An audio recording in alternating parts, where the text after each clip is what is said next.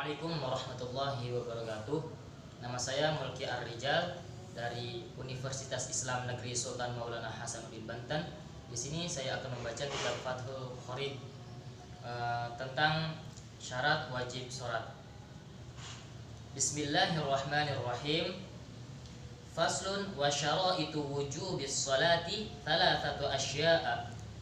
Ahaduha al-islamu fala tajibu as-salatu 'ala al-kafiri al-asli wala yajibu 'alaiha qada'uha wala yajibu 'alaihi qada'uha idza aslama wa ammal murtadu fatajibu 'alaihi as-salatu wa qada'uha in 'ada ila al-islami wa tsani al-bulughu fala tajibu 'ala sabiyyin wa sabiyyatin lakin yu'marani biha ba'da sab'i sinina in hasala at-tamyizu biha wa illa fa ba'da tamyizi wa yudrabani ala tarkiha ba'da kamali 10 sinina wa tsalitsu al-aqlu fala tajibu ala majnunin wa qawluhu wa huwa haddut taklifi saqitun fi ba'di nuskhil matni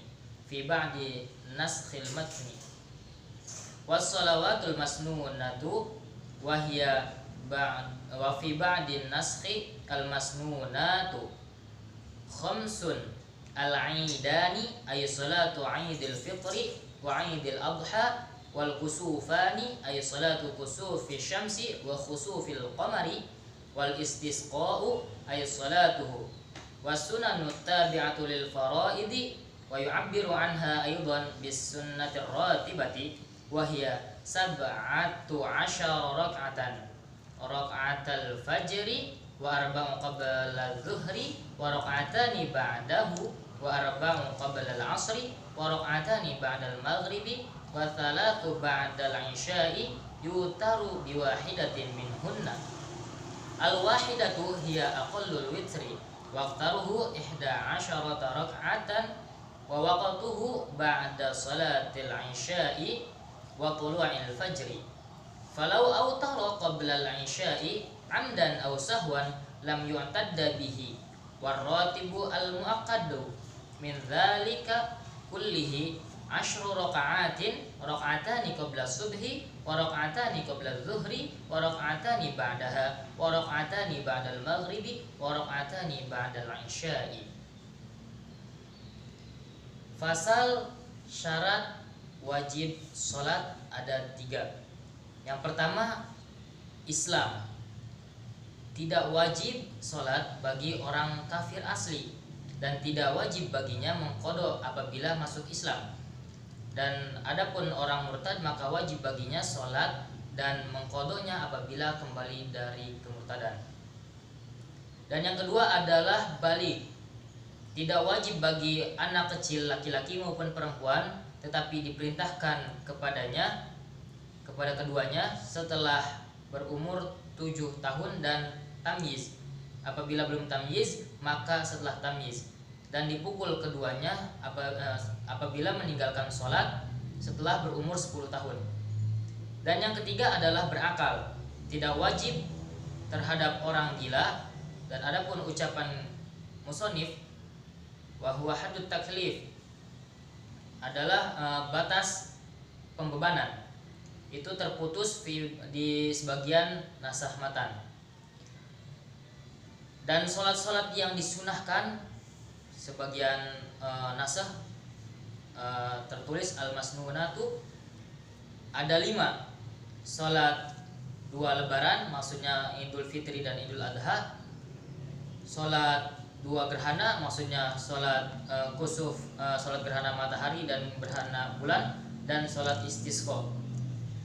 Baik, dalam penjelasan ini pengarang kitab menjelaskan bahwasanya ada 3 syarat-syarat wajib sholat.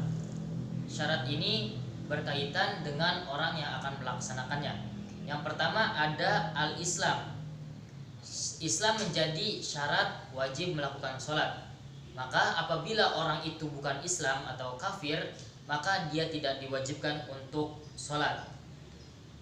Nah, apabila ada orang kafir dia kemudian masuk Islam, maka dia wajib sholat namun tidak wajib untuk mengkodok sholat yang ketika dia kafir.